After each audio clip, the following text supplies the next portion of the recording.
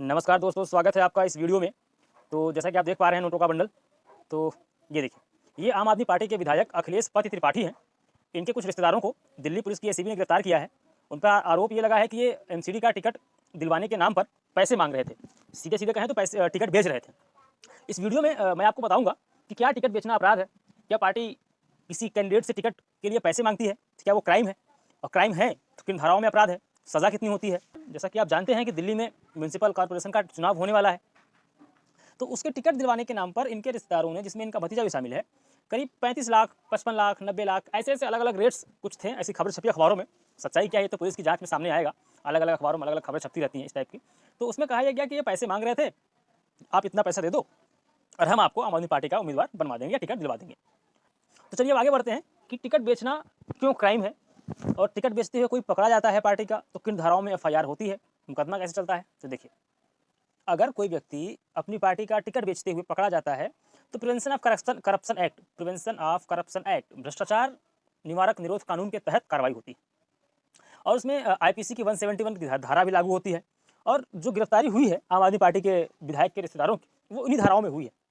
इसके अलावा जो जनप्रतिनिधित्व अधिनियम है भारत में, वो भी टिकट बेचने को गैर कानूनी मानता है। ऐसा नहीं होना चाहिए। ये देखिए, electoral offence and penal provisions, अगर आप कोई इलेक्टोरल गलतियाँ करते हैं, इलेक्टोरल ऑफेंस करते हैं, क्राइम करते हैं, तो उसके लिए सज़ा का प्रावधान है, उसमें जुर्माने का भी प्रावधान है। तो सेक्शन 123 जो है जनप्रतिनिधित्व अधिनियम का 123(1) सेक्शन 123 का सब क्लॉज 1 जो है, उसमें साफ साफ मेंशन है कि 171B, 171B, 171E of IPC define bribery as corrupt practice as well as electoral offence. इसमें एक बात ये भी समझ लीजिए कि ये जो 123(1) है ना, ये दोनों तरफ से लागू होता है, वाइस वर्सा है। मतलब अगर कोई कैंडिडेट अपने पक्ष में वोट डलवाने के लिए वोटर्स को पैसे देता है, उनको डराता है, उनको धमकाता है, तब भी ये सेक्शन लागू होगा। और अगर पार्टी टिकट बेचती है, टिकट बेचते हुए पकड़ी जाती है, तब भी ये सेक्शन लागू होगा। तो दोनों तरफ से नियम लागू होते हैं, और इसी के तहत आम आदमी पार्टी के जो विधायक हैं, उनके जो रिश्तेदार हैं, उनकी गिरफ्तारियाँ हुई हैं। तो बहुत मैं विस्तार में नहीं जाऊँगा, इसकी बहुत अलग अलग परिभाषाएं हैं, समय समय पर अदालतें तय करती रहती हैं। तो सिंपल सा आप मान लीजिए कि आरपीए एक्ट जो है, रिप्रेजेंटेशन ऑफ पीपल एक्ट जो भारत का है, वो टिकट बेचने को प्रतिबंधित करता है। भारत में आप टिकट नहीं बेच सकते हैं। इसका मैं एक एग्जाम्पल आपको अभी सबसे नया एग्जाम्पल दे रहा हूँ। जैसे कि अभी एलन मस्क ने ट्विटर को खरीद लिया है, तो आपने देखा होगा कि उन्होंने कहा कि हम $8 लेंगे और सबको यूनिवर्सली ब्लूटिक देंगे, बेचेंगे। जिसको ब्लूटिक चाहिए $8 हमको पे करे और ले जाए ब्लूटिक।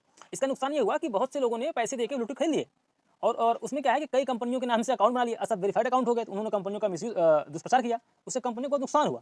अब एलन मस्क साहब को समझ में आ गई बात कि ये जो रुपए का खेल है, पैसे देके ब्लूटूथ किसी को डिस्ट्रीब्यूट कर देना, वो ठीक नहीं है। उस पर कुछ लगाम लगानी पड़ेगी, उसके लिए कुछ प्रोविजन करने पड़ेंगे। तो उसका नतीजा ये हुआ, कुछ दिन के लिए उन्होंने ब्लूटूथ रोक दिया। तो आप ये नहीं कह सकते कि यार मेरी पार्टी है, मैं तो टिकट बेच सकता हूँ, इसमें सरकार को क्या दिक्कत है। नहीं, दिक्कत है।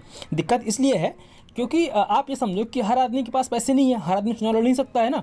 अब उसमें होगा ये कि जिसके पास पैसे होंगे वो पैसे देके टिकट खरीद लेगा, और वो लोग इसमें पीछे रह जाएंगे जिनके पास पैसे नहीं है, जो साधन संपन्न नहीं है।